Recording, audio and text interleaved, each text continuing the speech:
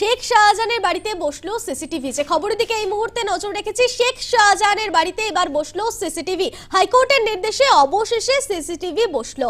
ঘটনার 12 দিনের মাথায় সেখানে সিসিটিভি বসলো। এখনো অধরা সন্দেশখালীর শেখ শাহজাহান। কার্যত শুনশান শাহজাহানের বাড়ির সংলগ্ন এলাকা। সেই শাহজাহান সন্দেশখালী সরবেরিয়া, যেখানে ইডির ওপর হামলা করা হয়। সেই শাহজাহান যাকে ধরতে গিয়ে, যার জন্য তদন্ত করতে গিয়ে দাঁড়িয়ে থাকতে হয় ইডি আধিকারিকদের, এবং সেখানে গিয়ে ইডির ওপর হামলা করা হয়। সেই শাহজাহান যাকে এখনো পর্যন্ত অধরা, যাকে এখনো পর্যন্ত ধরা যাচ্ছে না, সেই শাহজাহানের বাড়িতে এবার বসলো সিসিটিভি। হাইকোর্টের নির্দেশে অবশেষে সিসিটিভি বসলো। ঘটনার 12 দিনের মাথায় বসলো সিসিটিভি। এখনো অধরা সন্দেশখালীর শেখ শাহজাহান। কার্যত শুনশান রয়েছে শাহজাহানের বাড়ির সংলগ্ন এলাকা। এই বিষয়ে বিস্তারিত জানবো আমাদের প্রতিনিধি প্রবীর মণ্ডল থেকে। প্রবীর, শেখ শাহজাহানের বাড়িতে অবশেষে বসলো সিসিটিভি, কি জানা যাচ্ছে? কলকাতা হাইকোর্টের নির্দেশে অবশেষে নাজার থানার পুলিশ নড়ে চড়ে বসে এবং রাতারাতি বসানো হয় সিসি ক্যামেরা।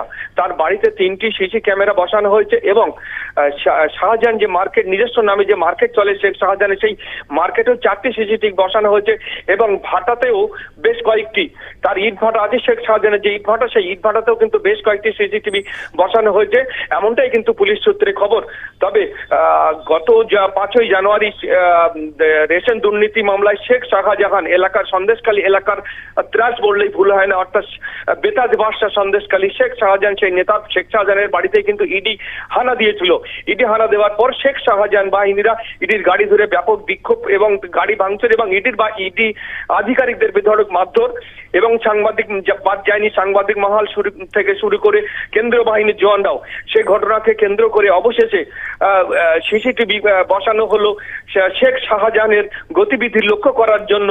তবে সেটা কিন্তু একেবারেই ক্যালকাটা হাইকোর্টের নির্দেশেই বসানো হলো। তবে এখনো পর্যন্ত মোট গ্রেপ্তার হয়েছে এই ঘটনাকে কেন্দ্র করে 7 জন। কিন্তু মূল যে অভিযুক্ত শেখ শাহজাহান, সে কিন্তু এখনো পর্যন্ত অধরা। তবে আদৌ সেই শেখ শাহজাহান ধরা পড়বে কিনা, সেই নিয়েও কিন্তু এখন পুলিশ ধন্দে। স্নেহা, একেবারে প্রবীর, ধন্যবাদ জানাবো তোমাকে। যে খবরের দিকে নজর রেখেছিলাম, শেখ শাহজাহানের বাড়িতে অবশেষে বসলো সিসিটিভি। হাইকোর্টের নির্দেশে অবশেষে সিসিটিভি বসানো হলো।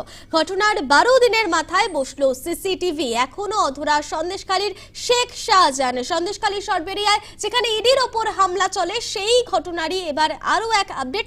শেখ শাহজাহানের বাড়িতে এবার সিসিটিভি ক্যামেরা। হাইকোর্টের নির্দেশে অবশেষে সিসিটিভি বসানো হলো।